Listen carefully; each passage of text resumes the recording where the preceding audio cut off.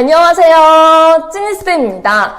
오늘은 여러분들과 사전조사서 2탄 어떤 질문이 나왔는지 그리고 사전조사서의 유형에 대해서 한번 알아보는 시간을 갖도록 하겠습니다.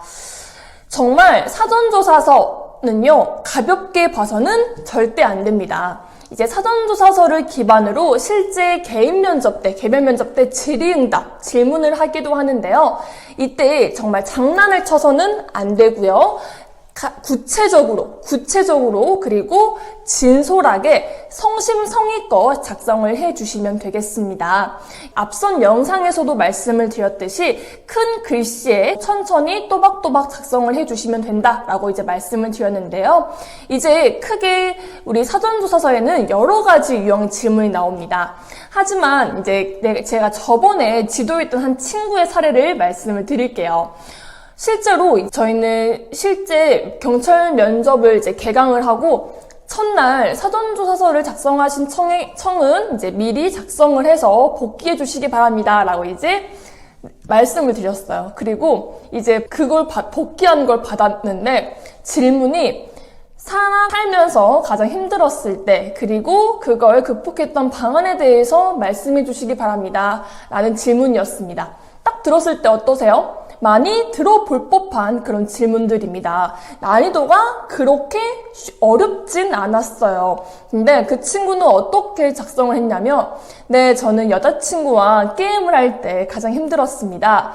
특히 게임 아이템에 대한 이야기부터 해서 PC방 이런 단어들이 사실은 굉장히 많더라고요. 그래서 깜짝 놀랐던 경험이 있습니다. 사실 이제 그 청 같은 경우에는 이제 미리 제출을 하고 면접을 이제 가는 경우이기 때문에 그 답변을 좀 더 부드럽게 바꿔서 이제 답변 연습을 하느라 굉장히 힘들었던 사례가 있는데요. 절대 가볍게 생각해서는 안 됩니다. 그러면 이제 어떤 질문이 있는지 4가지로 한번 나눠서 알려드리도록 할게요.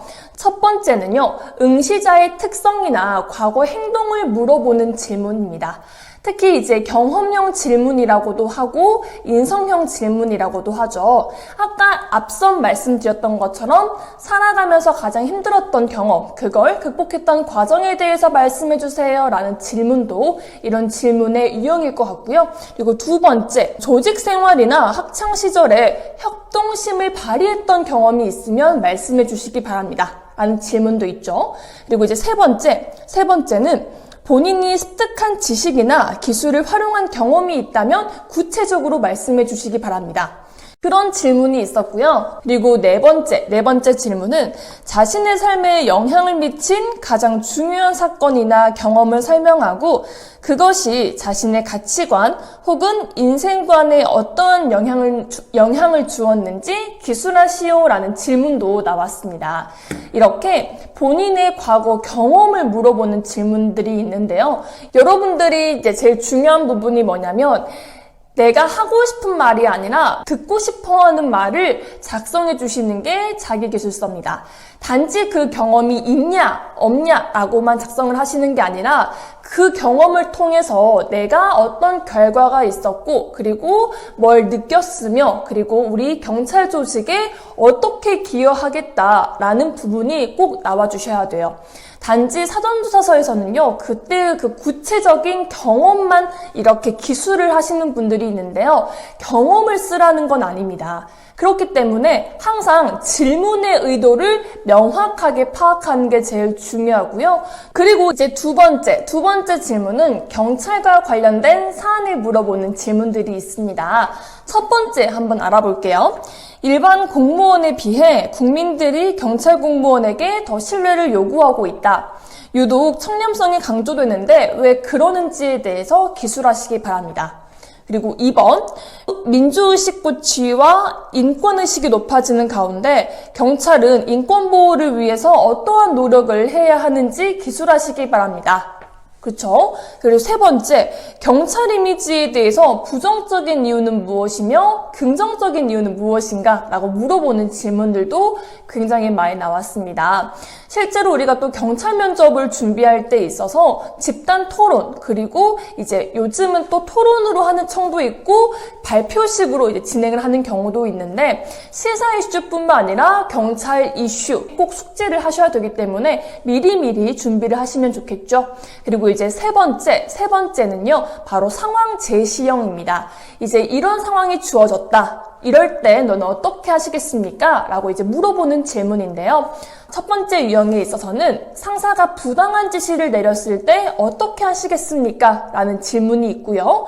그리고 두 번째 질문에 있어서는 주취자 혹은 악성 민원인에 대한 대처 요령과 민원의 요구에 어디까지 수용할 것인지 한번 기술하시길 바랍니다. 라고 물어보는 질문도 있었어요. 그리고 세 번째, 선배와 트러블이 있었던 사례와 해결 방안을 말씀해주세요. 라는 질문도 나왔습니다. 이렇게 상황 제시형 질문 같은 경우에는 응시자의 과거가 아닌 응시자의 이제 미래 행동을 예측하고 추측할 수 있는 그런 면접 질문입니다.